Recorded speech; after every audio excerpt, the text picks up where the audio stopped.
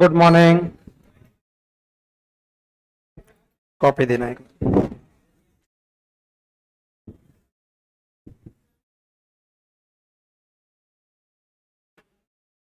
अच्छा, शायद मैं पढ़ा तो पूरा गया ना। तो एक बार आप उतारते जाइएगा, फिर आगे बात करेंगे।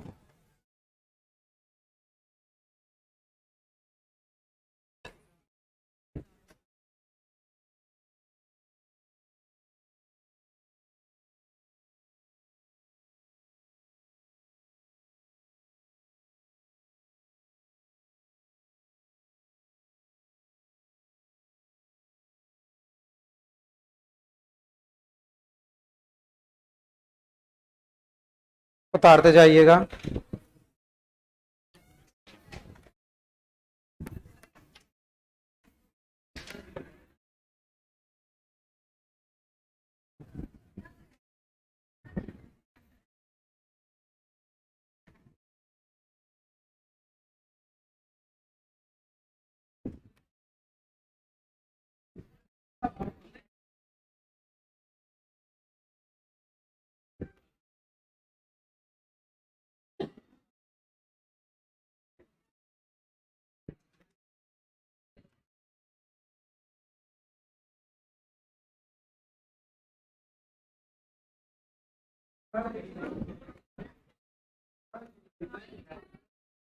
हाँ, उतारना लिखने को ही बोलते हैं।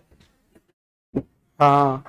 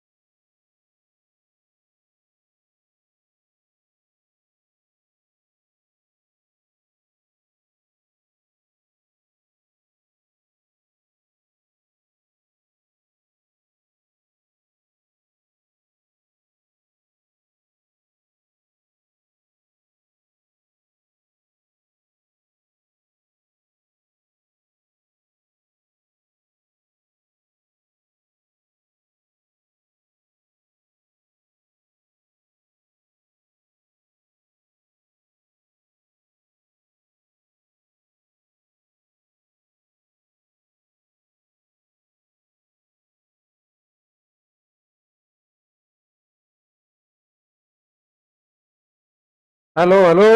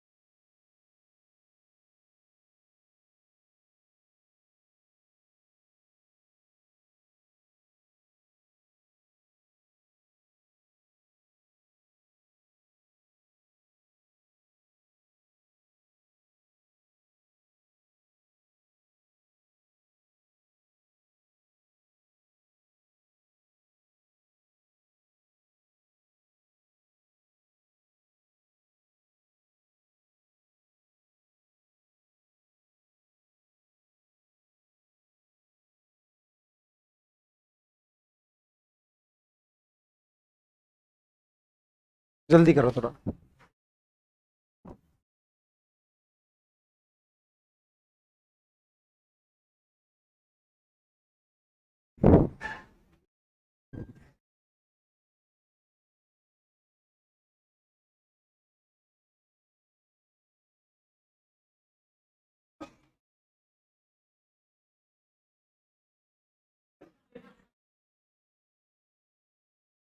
तू क्या कर रहा है यहाँ में? इतने कर्री कर्री आवाज आ रही।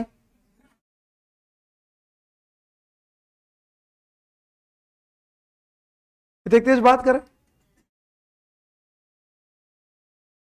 तो और क्या कर रहे हो?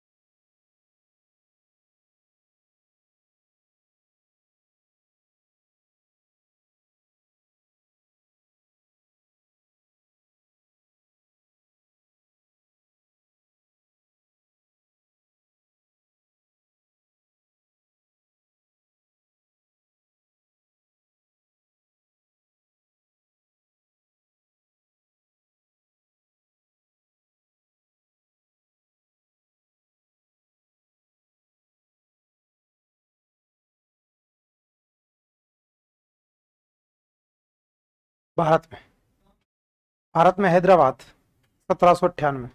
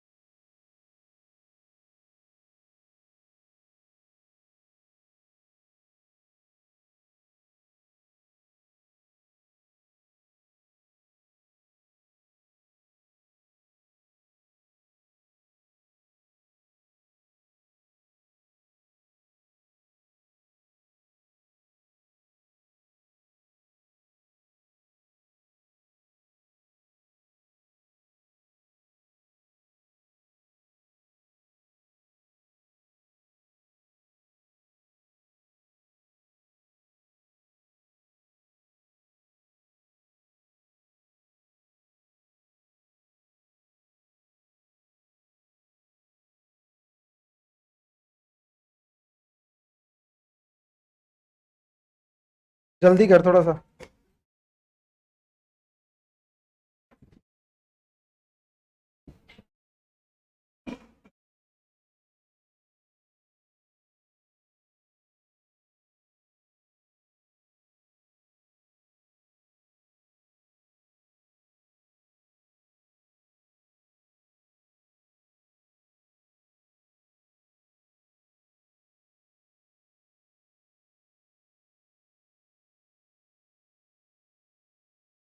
ये गेट बंद कर लो ना यार। बंद कर दो इसको।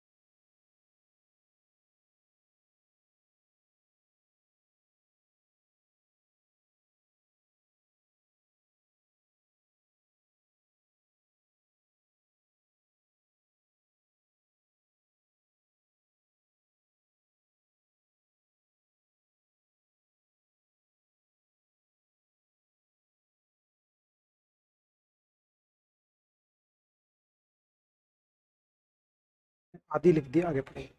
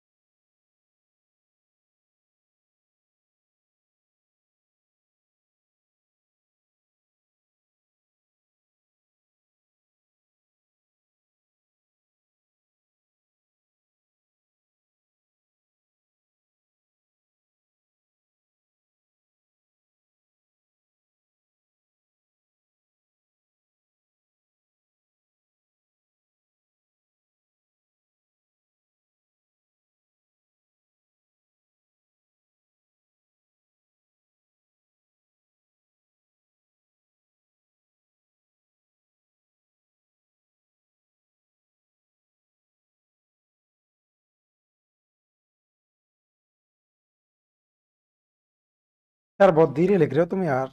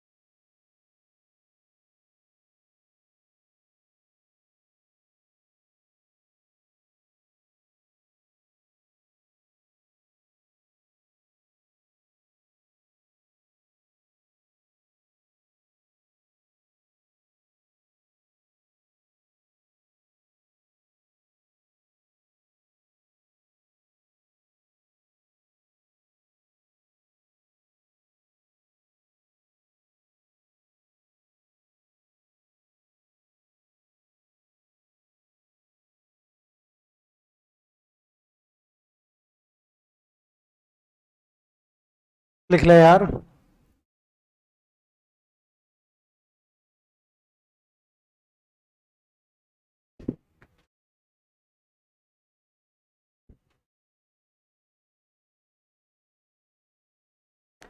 आप तो कई दिनों बाद आए हो यार।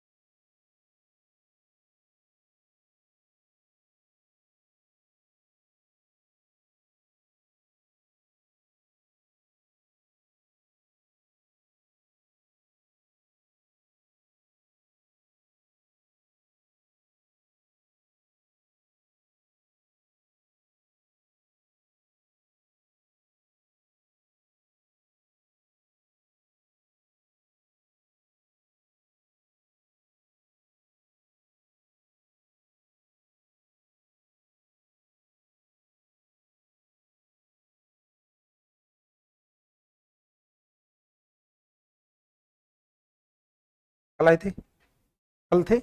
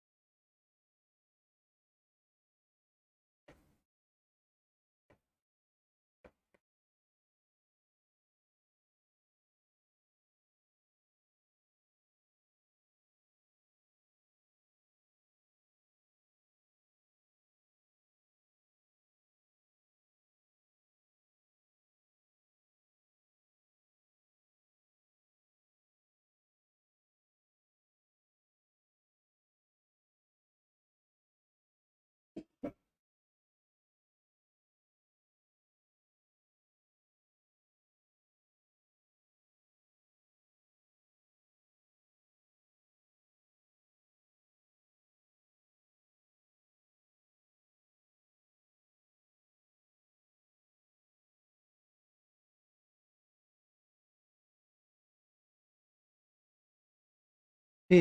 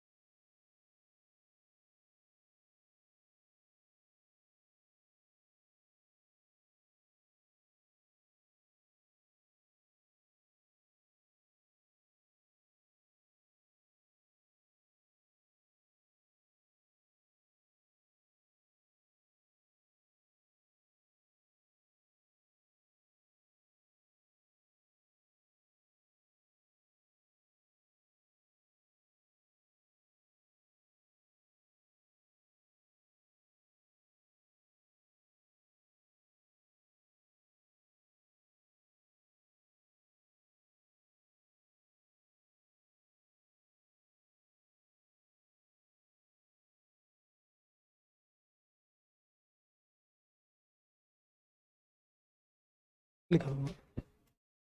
एकीकरण में आएगी, एकीकरण में पद आएगा वो। हाँ।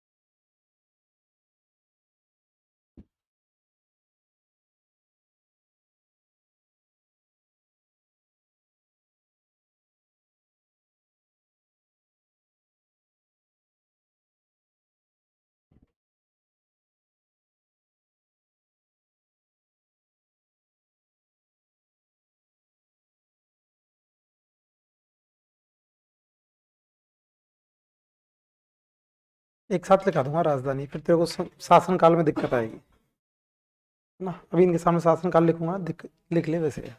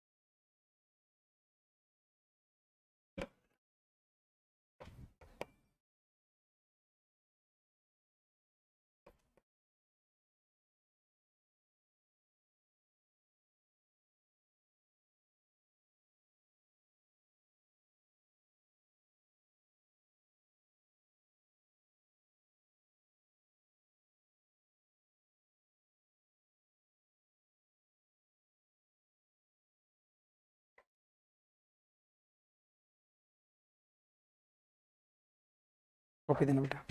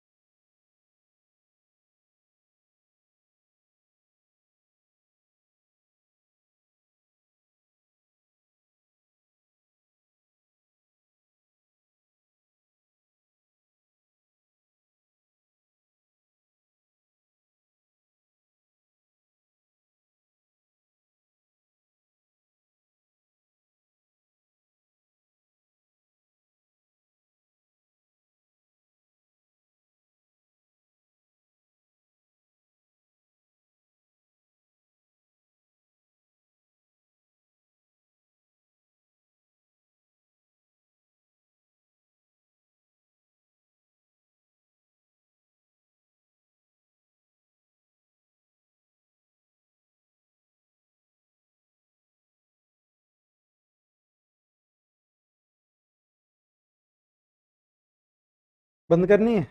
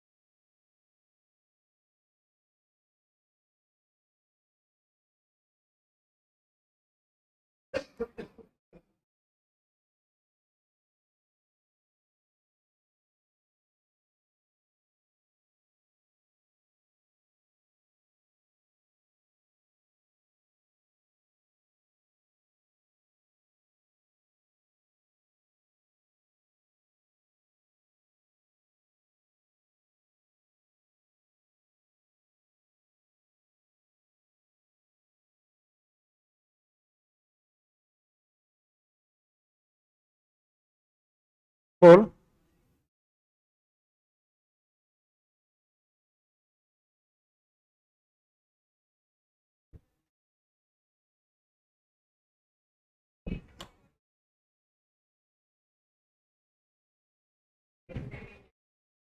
पासिंग सेकंड है, हाँ। हरी सिंह।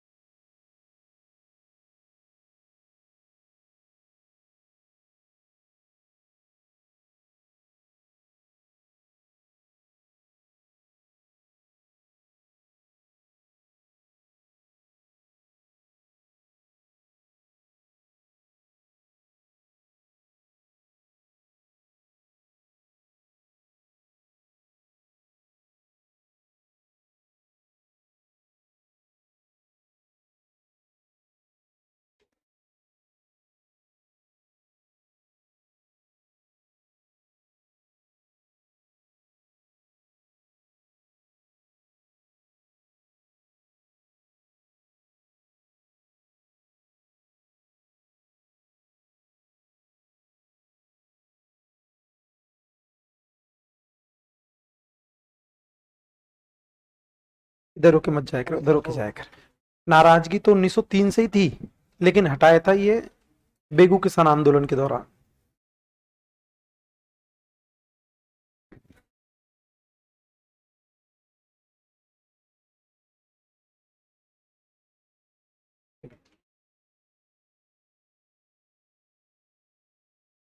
ये आपका मेवाड़ का इतिहास है और ये मेवाड़ के शासक हैं। हाँ, अबे आपको बहुत सारा याद है, ये बहुत सारे याद है। एक आधी क्वेश्चन आपका इधर उधर जाएगा, पूरा याद है आपको भी। सीक्वेंस से अब हो जाएगा अपने आप। चल तू बता, लाखा के बाद राजा कौन बना? मोकल। मोकल के बाद कुंभा। कुंभा के बाद उदा। सब याद है आपको? दो, 1903 1911 फतेह सिंह के समय। ऊपर करो, पढ़ाऊंगा।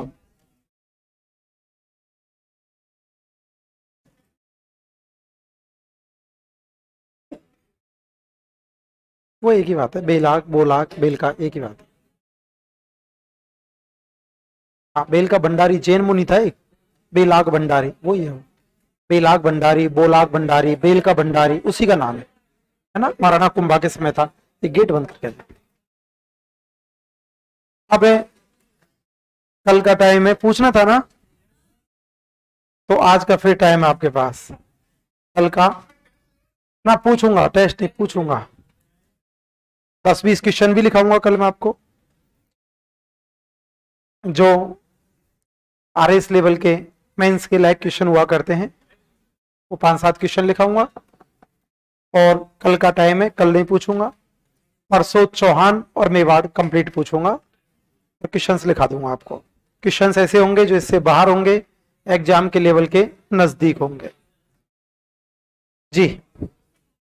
इसे लिखाऊंगा जो इससे बाहर होंगे, पूछूंगा वो इससे बाहर नहीं होंगे। वो तो मेंस के क्वेश्चन दूंगा ना। इसके बाद इतिहास शुरू होता है, मारवाड़ का इतिहास।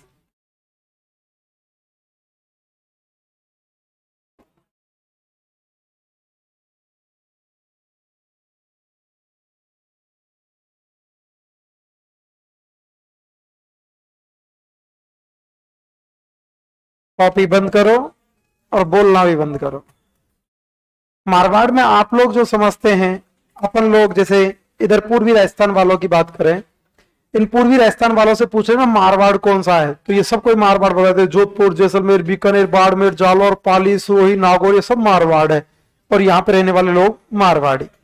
हाँ, स्थानीय आप बोल सकते हो, लेकिन कंपटीशन की दृष्टि से बात करते हो तो इस मारवाड़ क्षेत्र को भी अलग अलग भागों में और डिवाइडेशन हो रखा है। ये बंद कर लेना यार, ये मर जाएंगे जाड़े के मारे।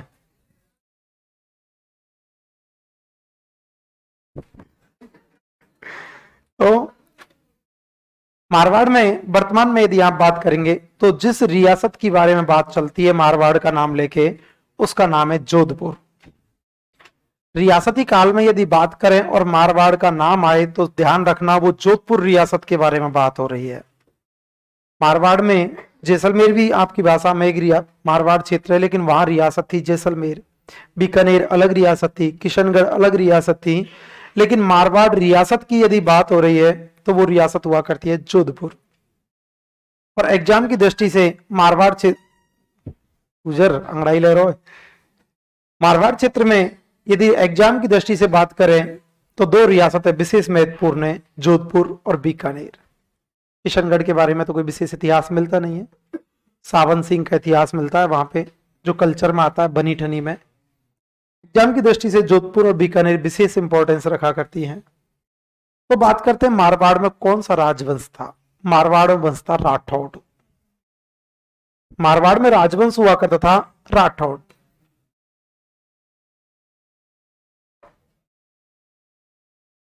मारवाड़ में राठौड़ राजवंश हुआ करता था। अब बात यह आती है कि राठौड़ आए कहां से थे, राठौड़ों की उत्पत्ति कहां से हुई है। तो राठौड़ों के बारे में दो सिद्धांत मिलते हैं। एक मैंने आपको बताया था, कन्नौज का शासक था जयचंद गढ़वाल, बताया था, जिसकी बेटी थी संयोगिता, उठा के ले गया पृथ्वीराज चौहान। तराइन का प्रथम युद्ध हुआ 1191 में, द्वितीय हुआ 1192। तुम बोल रहे याद नहीं है, बोल तो रहे हो तुम मेरे से आगे आगे। 1191 और 1192। कुछ इतिहासकारों का मानना हुआ करता है कि राठौड़ जो हैं वो जयचंद गढ़वाल की संतान है। राठौड़ जो हुआ करते हैं जयचंद गढ़वाल की संतान है। तभी आगे अपन एक राजवंश पढ़ेंगे गुर्जर प्रतिहार, और गुर्जर प्रतिहार पढ़ेंगे तब पढ़ेंगे कि गुर्जर प्रतिहार त्रिपक्षीय संघर्ष करते हैं, जिसमें अंतिम रूप से विजय होती है गुर्जर प्रतिहारों की।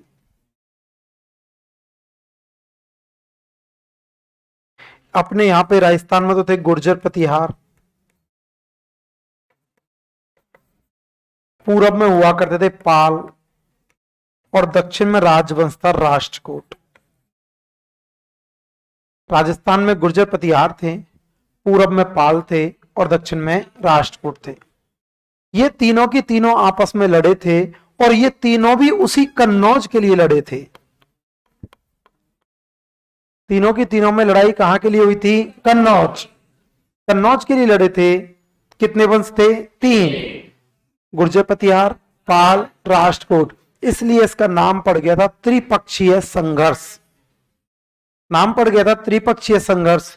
और त्रिपक्षीय संघर्ष की शुरुआत हुई थी, एक गुर्जर प्रतिहार शासक था जिसका नाम था बत्सराज, प्रतापी शासक था बत्सराज। गुर्जर प्रतिहार शासक बत्सराज के समय पर इसकी शुरुआत होती है। दक्षिण में कौन सी जाति हुआ करती थी? राष्ट्रकूट। और कुछ इतिहासकारों का मानना हुआ करता है कि राठौड़ जो है ये राष्ट्रकूटों की संतान है, और राठौड़ शब्द जो है वो इसी राष्ट्रकूट शब्द से बना है। कुछ इतिहासकार बोलते हैं जे कन्नौज के जयचंद गढ़वाल के वंशज हुआ करते हैं ये। कुछ का कहना हुआ करता है कि राष्ट्रकूटों की संतान हुआ करती है। जो भी है, राठौड़ राजवंश की स्थापना जिस व्यक्ति के द्वारा की गई थी उसका नाम था राव सिंहा। राठौड़ राजवंश की स्थापना की थी राव सिंहा। किस प्रकार से की थी? कहा जाता है कि राव सिंहा के ऊपर गौ हत्या कर दी थी राव सिंहा ने। राव सिंहा ने बहुत सारी गायों को मार दिया था, तो राव सिंहा के ऊपर गौ हत्या का आरोप था, और कहा गया था कि राव सिंहा आराम से सपोर्ट लगा के और मोबाइल चला रहे थे।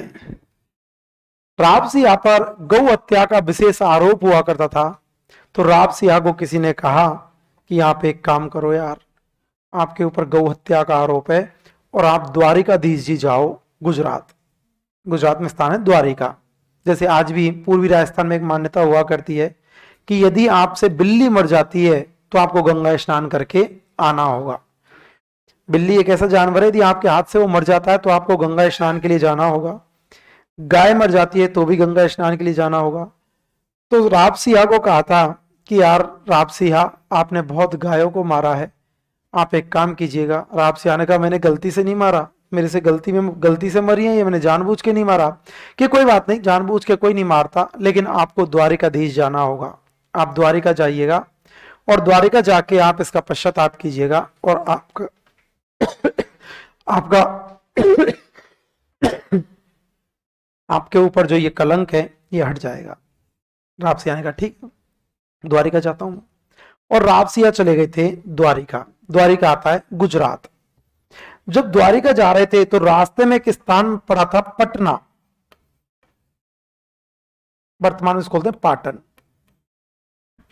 पाटन, पटना एक बिहार में पटना है ना। पाटन स्थान पड़ा था, और पाटन पर अधिकार हुआ करता था सोलंकियों का। सोलंकियों के स्थान पर आपको चालुक्य भी लिखा हुआ मिल जाएगा, क्योंकि सोलंकी चालुक्यों को ही कहा जाता है। पाटन पर अधिकार था सोलंकियों का। सोलंकियों की राजधानी थी पाटन। वहां होकर राव सिंहा निकल रहे थे। राव सिंहा के बारे में सुना था कि खतरनाक हुआ करता है ये राव सिंहा। राव सिंहा वहां से निकल रहे थे तो सोलंकियों ने राव सिंहा को कहा कि राव सिंहा, हम बहुत परेशान हैं, हम बहुत परेशान हैं। कि क्यों? कि हमारे पास में एक राजा है जिसका नाम है लाखा फुलानी। लाखा फुलानी नाम का राजा है और ये हर बार आक्रमण करता है, प्लीज मदद करो हमारी, कैसे भी करके हमारी मदद कर दो आप। राव सिंहा ने कहा देखो अभी तो मैं कुछ नहीं करूंगा, क्योंकि मेरे ऊपर गौ हत्या का विशेष आरोप है और एक बार मैं द्वारिका जाऊंगा। एक बार मैं द्वारिका जा रहा हूं, लेकिन मेरा वादा है कि मैं जब द्वारिका से वापस लौटूंगा ना, तो मैं आपसे वादा करके जा रहा हूं कि आपकी मदद करूंगा। अभी तो पहले मेरा टारगेट है कि मुझे एक बार पश्चाताप करना है गौ हत्या का। मैं द्वारिका जा रहा हूं और मेरा वादा है आपसे कि मैं द्वारिका से जब वापस लौटूंगा तो सोलंकी आपकी मदद करूंगा। ये मेरा वादा है आपसे। सोलंकी ने कहा ठीक है, तो इतने दिन से परेशान है, थोड़े दिन और सही। और रापसिया कहां चला गया? द्वारिका। द्वारिका से जब वापस आया तो सोलंकियों को बोला, बताओ अब कौन हुआ करता है, कौन परेशान करता है? कि एक राजा है यहाँ पे जिसका नाम है लाखा। लाखा फुलानी पूरा नाम था। लाखा फुलानी नाम का शासक है। रापसिया ने कहा टेंशन मत करो, युद्ध की चेतावनी दो, युद्ध की चेतावनी दो, उकसाओ से युद्ध के लिए। और लाखा फुलानी को युद्ध की चेतावनी दी और रापसिया ने लाखा फुलानी को मार दिया। सोलंकियों ने कहा वाह, मजा आ गया, मजा आ गया, आपका एहसान कैसे चुकाए हम। जब रापसिया धुआंधार कटिंग कर रहे थे तो सोलंकियों की एक राजकुमारी थी, इसका नाम था पार्वती देवी।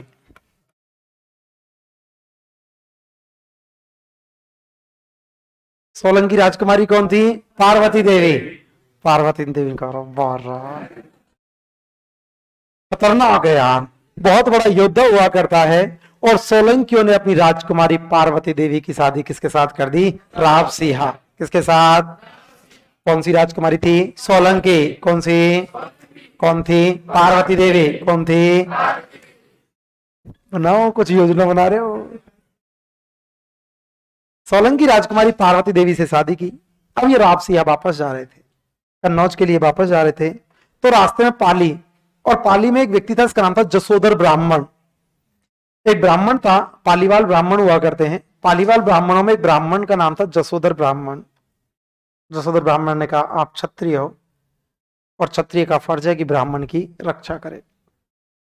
क्षत्रियों का फर्ज हुआ करता है कि ब्राह्मण की रक्षा करे। पार्वती देवी को साथ में थी। रापसिया ने कहा मुझे जाने दो यार, मैं रक्षा करता ही रहूंगा क्या? मेरी नई नई शादी हुई है, मैं पार्वती देवी को लेके आया हूं और तुम मेरे को युद्ध में जा रहे हो कि नहीं। मैं आपसे निवेदन करता हूं कि मुझे राजधानी तो पहुंचने दो, कि आपकी राजधानी यहीं बनाएंगे, टेंशन मत करना, आपको साम्राज्य देंगे हम। ऐसे मत सोचना कि ब्राह्मण जवान से पीछे हट जाएगा कि बताओ तुम्हारे क्या टेंशन है कि हम पे ये मुस्लिम आक्रमण करते हैं। मुस्लिम आक्रमण करते हैं कि यार मेरे को एक बार साम्राज्य तो स्थापित करने दो, कि आप कोई नहीं, आप यहीं पर अपना साम्राज्य बनाओ, आराम से रहो। रापसिया रहने लगा तो रापसिया की व्यवस्थाएं बैठने लगी और रापसिया के बेटा पैदा हो गया। अरे मैं कूट काट दूंगा तुमने यार। रापसिया के बेटा पैदा हुआ था, बेटा पैदा हुआ और रापसिया ने उन ब्राह्मणों के सहयोग से पाली के आसपास के क्षेत्रों में राठौड़ वंश की स्थापना कर दी थी। राठौड़ राजवंश की जब स्थापना की थी तो रापसिया के बेटा पैदा हुआ आस्थान। रापसिया का बेटा हुआ करता था आस्थान। उसी समय जब मारवाड़ में स्थापना कर रहे थे रापसिया, उसी समय मुस्लिम आक्रांतकारियों ने आक्रमण कर दिया। रापसिया ने कहा कोई नहीं, ब्राह्मणों आप भी तैयार हो, मैं भी तैयार हूं और करते हैं युद्ध, पीछे नहीं हटना, डरना नहीं है। और मुस्लिम आक्रांतकारियों ने जो आक्रमण किया, रापसिया ने भयंकर तरीके से युद्ध किया था, भयंकर तरीके से युद्ध किया था। और उस युद्ध के दौरान कहा जाता है कि लाखों लोग मारे गए थे। यह घटना है 1273 की। उस युद्ध के दौरान लाखों लोग मारे गए थे। लाखों लोग जब मारे गए थे मुस्लिम आक्रांतकारियों से युद्ध करते हुए, इस कारण से उस युद्ध का नाम पड़ गया लाख जवर का युद्ध या लाख पसाब का युद्ध। मुस्लिम आक्रांतकारियों के साथ में रापसिया ने युद्ध किया था। और रापसिया ने जब युद्ध किया था, रापसिया ने युद्ध किया था, तो रापसिया ने युद्ध के समय लाखों की संख्या में लोग मारे गए थे, इसलिए इस युद्ध का नाम पड़ गया था लाख जवर का युद्ध या लाख पसाब का युद्ध। और लाख पसाब का युद्ध हुआ था 1273। लाख पसाब का युद्ध कब हुआ? 1273। कब हुआ? मुस्लिम आक्रांतकारियों के साथ में युद्ध हुआ था, लाख जवर का युद्ध। और इस युद्ध के दौरान रापसिया भी वीरगति को प्राप्त हुए। लाख जवर का युद्ध कब हुआ? 1273। कब हुआ? शादी किसके साथ की थी? पार्वती देवी। किसके साथ? कौन से वंश की? सोलंकी। कौन से वंश की? लाख जबर का युद्ध कब हुआ? 1273। कब हुआ? लाख जबर के युद्ध में कौन मारा गया? राव सिंह। कौन मारा गया? कब मारा गया? 1273। राठौड़ राजवंश की नींव मानी जाती है 1240। राठौड़ राजवंश की नींव मानी जाती है कि 1240 में रखी गई थी। लाख जबर का युद्ध हुआ था 1273 में। 1273 में लाख जबर का युद्ध होता है। मुस्लिम आक्रांतकारियों के साथ युद्ध करते हुए राव सिंह वीर गति को प्राप्त हुए थे। इस राव सिंह के बारे में एक जानकारी देता है अभिलेख, जिसका नाम है देवली अभिलेख। ये देवली, ये वाला देवली नहीं है, पाली जिले में आता है। राव सिंह के बारे में जानकारी कौन सा अभिलेख? देवली अभिलेख। कौन सा? लेकिन ध्यान रखना, देवली अभिलेख के अनुसार राव सिंह एक शासक हुआ करता, इसका नाम था सेतराम, और सेतराम के पुत्र हुआ करते थे। क्वेश्चन पूछा जाए कि मोबाइल पर बात करने वाला किस धर्म का अनुयायी हुआ करता था, तो कौन सा अभिलेख जानकारी देता है? देवली अभिलेख। कौन सा? और देवली अभिलेख के अनुसार ये सेतराम के पुत्र हुआ करते थे। किसके पुत्र थे? सेतराम। लेकिन इस प्रकार का क्वेश्चन बनता नहीं है, जानकारी के लिए है। राव सिंह के बारे में जानकारी कौन सा अभिलेख? देवली अभिलेख। कौन सा? शादी किसके साथ की? पार्वती देवी। किसके साथ? कौन से वंश की? सोलंकी। कौन से वंश की? लाख जबर का युद्ध कब हुआ? 1273। ये चला देना रे यार, ये विजय अलनिया, अर्निया, अर्निया। हाँ देखो, अर्निया से मैं आपको एक चीज बताता हूं। अर्निया से मिलता जुलता शब्द एक आलनिया, कोटा में, जो एक राजस्थान में एक सभ्यता स्थल है। ये तो है अर्निया, और एक हुआ कहता है आलनिया। आलनिया कोटा जिले में आता है, जो राजस्थान का एक सभ्यता स्थल है। तो राव सिंह के बारे में जानकारी कौन सा अभिलेख? देवली अभिलेख। कौन सा अभिलेख? लाख जबर का युद्ध कब हुआ? 1273। अब राव सिंह वीर गति को प्राप्त हुए। राव सिंह का बेटा कौन था? आस्थान। कौन था? अब आप मुझे बताइएगा, जब पिता का साया किसी, कौन को फोन आगो तेरे ढेंगे,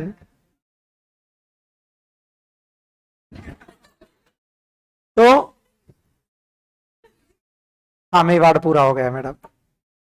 देखो, जब पिता का साया यदि किसी व्यक्ति के सिर से उठ जाता है, तो उस महिला को एक ही सहारा रहता है, उसका मायका, उसका पियर। उसका पियर ही उसका सहारा रहा करता है। भगवान ना करे, महिलाओं के लिए इससे बुरा संकट और कुछ भी नहीं हो सकता। पति का न होना इस दुनिया में सबसे बड़े दुर्भाग्य की बात हुआ करती है। महिला के लिए सबसे बड़ा दुर्भाग्य पति का न होना, और पुरुष के लिए सबसे बड़ा दुर्भाग्य दरिद्रता बताई गई है। पुरुषों के लिए गरीबी से बड़ा बुरा कोई श्राप नहीं हो सकता।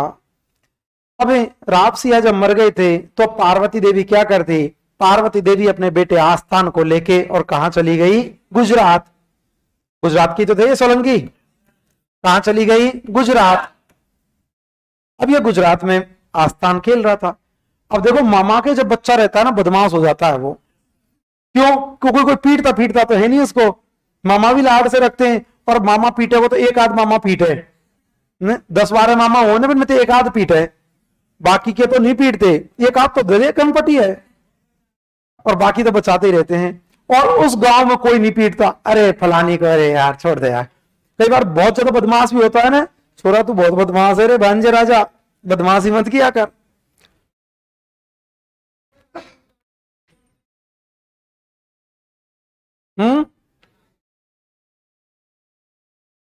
हाँ, तो वहां पे आइडेंटिफाइड माँ के नाम से होता है।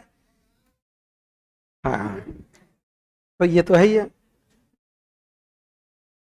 गांव में मम्मी के नाम से फेमस होगा।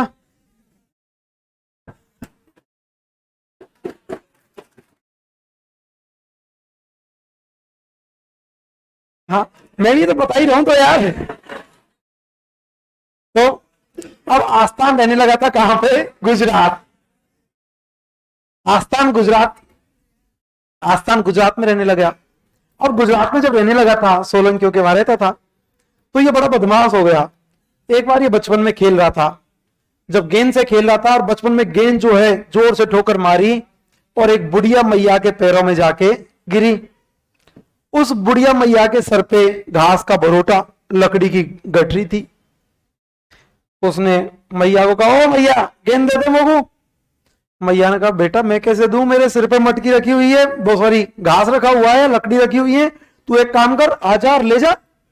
आस्थान गया और खुरापाती तो था ही, जैसे ही गेंद उठाई डोगरी में धक्का दे दिया। अरे तेरी डोगरी में धक्का देने की कहां जरूरत आ गई, उस बूढ़ी माँ में धक्का देने की कहां जरूरत आ गई। तो उस बूढ़ी मैया ने बोल दिया, अच्छा हमारी बिल्लो हमको ही म्याऊं, मतलब हमारा ही खा रहा है और हमें धक्का मार रहा है। उसने कहा, मैं तेरा कैसे खा रहा हूं कि तू अपने मामा के रहता है, खोपड़ा खराब मत कर, हमारे यहाँ रहता है पर ना मुक्का दूंगी।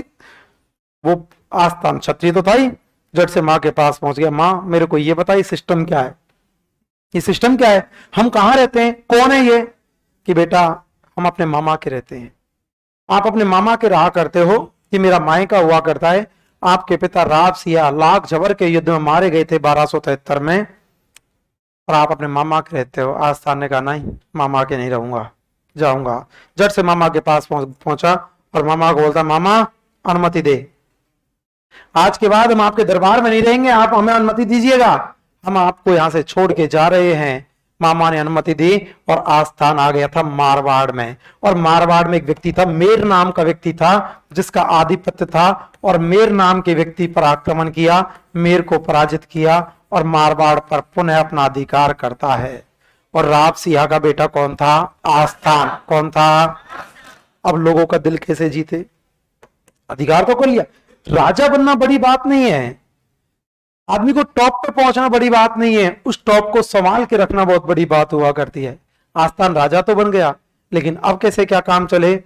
तो इस समय मुस्लिम आक्रांतकारियों ने आक्रमण किया मारवाड़ पर, और कुछ एक इतिहासकारों का मानना है कि उस आक्रांतकारी का नाम था जलालुद्दीन खिलजी। इस मामले में सभी लोग एक मत नहीं है, लेकिन ज्यादातर लोगों ने कहा था कि आस्थान के समय पर जलालुद्दीन खिलजी का मारवाड़ पर आक्रमण हुआ था, और आस्थान ने जलालुद्दीन खिलजी के आक्रमण से मारवाड़ की रक्षा की थी। लेकिन यह सच है कि यदि जलालुद्दीन खिलजी का आक्रमण हुआ होगा तो राजा कौन होगा, आस्थान, क्योंकि ये दोनों समकालीन बताए गए हैं। जलालुद्दीन खिलजी के आक्रमण से मारवाड़ की रक्षा किसने की, आस्थान। किसने की, राठौड़ राजवंश की नींव किसने रखी, राव सिंह। किसने। अब मैंने आपको बताया होगा कि जो व्यक्ति नींव रखता है किसी वंश की, जो किसी वंश की शुरुआत करता है, वो क्या कहलाता है, संस्थापक या आदि पुरुष। राव सिंह को राठौड़ राजवंश का आदि पुरुष कहा जाता है।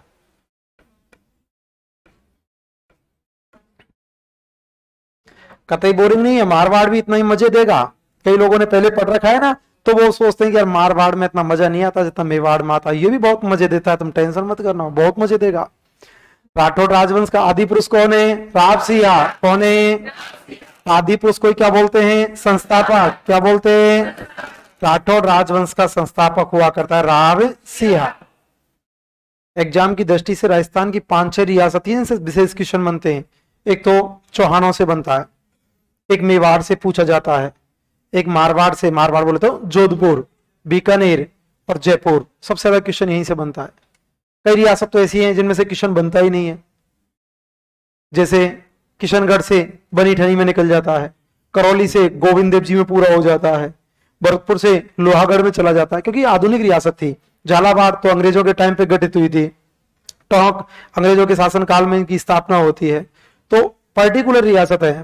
सारा ही सारा क्वेश्चन सही होगा आपका। राठौड़ राजवंश का आदि पुरुष कौन है, राव सिंह। कौन है, राठौड़ राजवंश का संस्थापक कौन है, राव सिंह। कौन है, मुस्लिमों से कौन सा युद्ध हुआ, लाख जबर का युद्ध। कौन सा, इसमें राव सिंह वीर गति को प्राप्त हुए थे, और राव सिंह की छतरी बनी हुई है बीठू गांव, और बीठू गांव आता है पाली। राव सिंह की छतरी कहां पर, बीठू गांव। कहां पर, बीठू गांव। कहां पर, पाले। कहां पर, राठौड़ राजवंश की स्थापना किसने की, राव सिंह। किसने, कब मानी गई है, 1240। कब मानी गई, शादी किसके साथ, पार्वती देवी। किसके साथ, कौन से वंश की, सोलंकी। कौन से वंश की, कौन सा युद्ध हुआ, लाख जबर का युद्ध। कौन सा, कब हुआ, 1273। कब हुआ, कौन सा अभिलेख, देवली अभिलेख। कौन सा अभिलेख, राठौड़ राजवंश का आदि पुरुष कौन, आदि पुरुष। संस्थापक कौन है, संस्थापक कौन? छतरी। कौन सा गांव? बीटू गांव। कौन सा गांव? कहां पर? काले। कहां पर? जलालुद्दीन खिलजी के आक्रमण के समय राजा कौन था? आस्तान। कौन था? आस्तान के बाद एक शासक हुआ था दुहड़, राव दुहड़। शासक कौन था? दुहड़। क्या हुआ? शासक बना था राव दुहड़। ये राव दुहड़ एक बार गया था कर्नाटक। राव दुहड़ एक बार गया था कर्नाटक, और जब राव दुहड़ कर्नाटक गया तो कर्नाटक से एक माता की मूर्ति लेके आया था, नागनेची माता।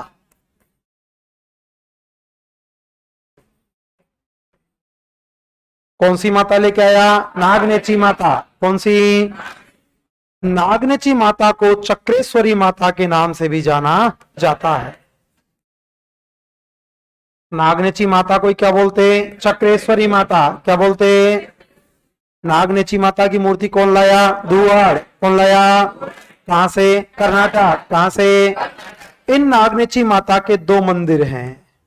एक है नगाना गांव बाड़मेर, मूल मंदिर इनका यहीं पर हुआ करता है।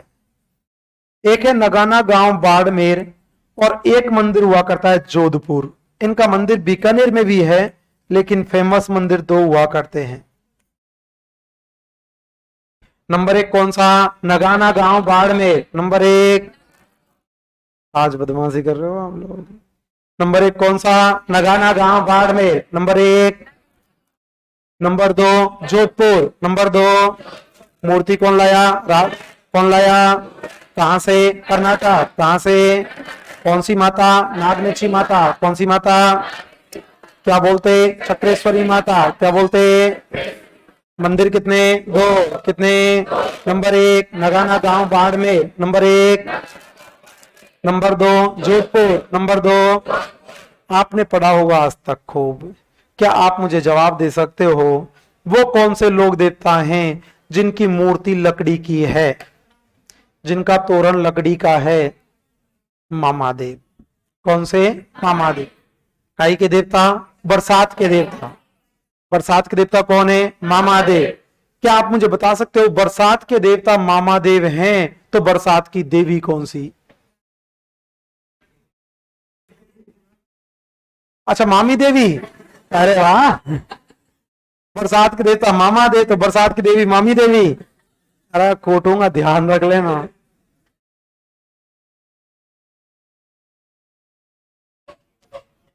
वो कहां गई आज?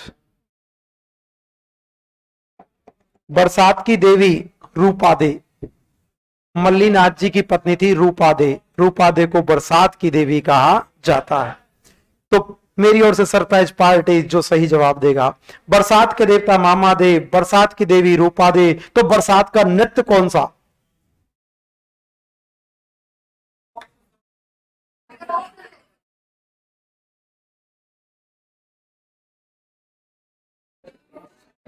चार में से एक तू कह दे, एक तू कह दे, एक तू कह दे, एक तू कह दे, एक तो निकले कोई।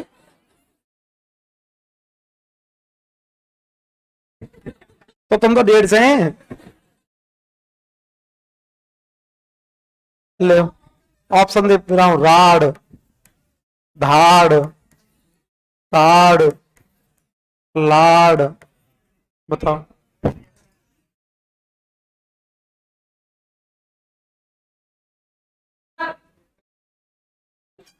देखो तो खान ने जबरदस्ती।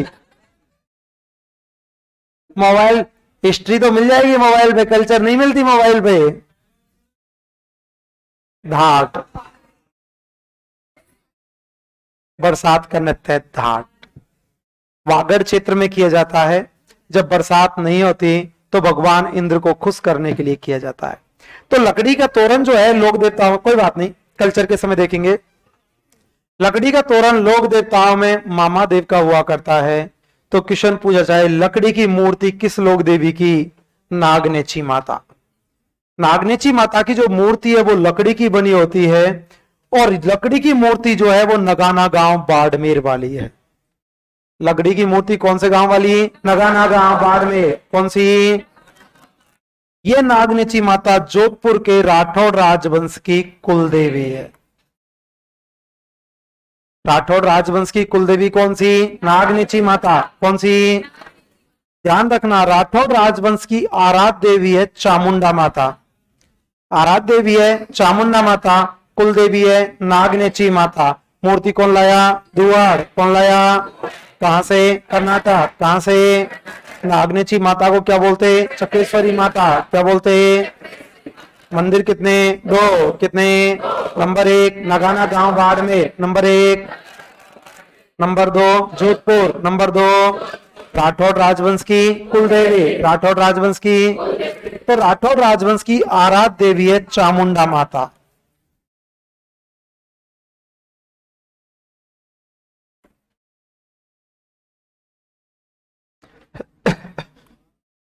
आराध्य देवी कौन सी? चामुंडा माता। कौन सी? और चामुंडा माता का मंदिर है जोधपुर। चामुंडा माता का मंदिर कहां पर? जोधपुर। कहां पर? चामुंडा माता, आगे अपन पढ़ेंगे कि चामुंडा माता के मंदिर का निर्माण राव जोधा ने करवाया था। अच्छा, आपने महेंद्र सभा पूछी थी मेरे से, मैं तो भूल गया, तूने दोबारा पूछा ही नहीं था। वह क्या करता था कि आम जनता की राजा के साथ में कोई सहमति नहीं थी, तो अपनी बातों को रखने के लिए एक संस्था स्थापित की गई थी, जिसे वो अपनी बातों को, जैसे किसान आंदोलन पढ़ेंगे तो उस समय पढ़ेंगे, उस समय आएगी है किस, क्या, मेवाड़ का न्यायालय है। अपनी बातों को रखने के लिए, राजा के पास अपनी बातें पहुंचाने के लिए। सही है बेटा, चेक कर रहे हैं, कोई बात नहीं। तो चामुंडा माता, चामुंडा माता का मंदिर हुआ करता है जोधपुर। आगे पढ़ेंगे, चामुंडा माता के मंदिर का निर्माण राव जोधा के द्वारा करवाया गया था। चामुंडा माता का मंदिर एक बार, चामुंडा माता का मंदिर मेहरानगढ़ में जहां पर है ना, उसके बगल में ही तोप खाना है, बारूद खाना है, और एक बार बारूद खाने में आग लग गई थी। बारूद खाने में आग लगने की वजह से चामुंडा माता का मंदिर टूट गया था, जिसका जीर्णोद्धार तख्त सिंह के द्वारा करवाया गया था। चामुंडा माता के मंदिर में 2008 में भगदड़ भी मच गई थी, जिसकी जांच के लिए जसराज चोपड़ा समिति का गठन किया गया था। वो चामुंडा माता राठौड़ राजवंश की आराध्य देवी है। इसके बाद में एक शासक हुआ था, स्टोरी सुनाता हूं आपको, एक सबल, सबला नाम का शासक हुआ करता था। जिन्होंने सुन रखे बोल रहे हाँ आगो आगो। सबला नाम का शासक था, उसके संतान नहीं थी। हाँ, सबला, तो उसके संतान नहीं थी। जब उसके संतान नहीं थी, तो एक बार वो शिकार करने के लिए गया था। शिकार करने के लिए गया तो एक स्थान था, वहां से धुआं निकल रही थी। धुआं जब निकल रही थी तो राजा को प्यास लगी। राजा उसके पास पहुंच गया, वहां एक बाबा जी था। उसने बाबा को कहा कि बाबा प्यास लग रही है, पानी वानी पिला दे। तो बाबा ने कहा देख वो कमंडल रखा है वहां पे, और उसमें से पानी पी ले तू, और तू भी पी ले, और तेरे घोड़े को भी पिला लेना। राजा कह रहा बावड़ोइएगा, इतने 100 कमंडल लो के तू पी ले, घोड़ा को पिला लीजिए, राजा बावड़ो, बाबा जी बावड़ो। राजा सबल ने कहा ठीक है चलो मैं तो पी के आता हूं। राजा ने पानी पिया तो भी पानी उतना ही। राजा कह रहा यार आदमी तो तगड़ो ही है, जब से घोड़ा को पिलाया तो भी पानी उतना ही, मतलब पानी खत्म है नहीं हुआ। राजा ने कहा चमत्कार ही है बाबा जी, और जट से बाबा के पास पहुंच गया। बाबा को बोलता बाबा तेरा चमत्कार बहुत कर रहा है, और मेरे संतान नहीं है, मेरे को वंश वृद्धि आगे बढ़ानी है, और कोई व्यवस्था करो। तो राजा ने 4 सुपारी दी उसको, 4 सुपारी दी कि आप अपनी पत्नी को जाके दे देना। और पत्नी को जब जाके दी तो वाकई में राजा के बेटा पैदा हुआ था, मल्लीनाथ जी, लोक देवता मल्लीनाथ जी, नाम सुना है, तिलवाड़ा बाड़मेर। चमत्कारी व्यक्ति थे मल्लीनाथ जी, पशु सॉरी चमत्कारी थे, भविष्य दृष्टा हुआ करते थे। इन्हीं के क्षेत्र पर एक क्षेत्र का नाम पड़ गया मालानी। मालानी का नाम सुना है? बाड़मेर। कल सुनाऊंगा ये सारी घटनाएं मैं आपको।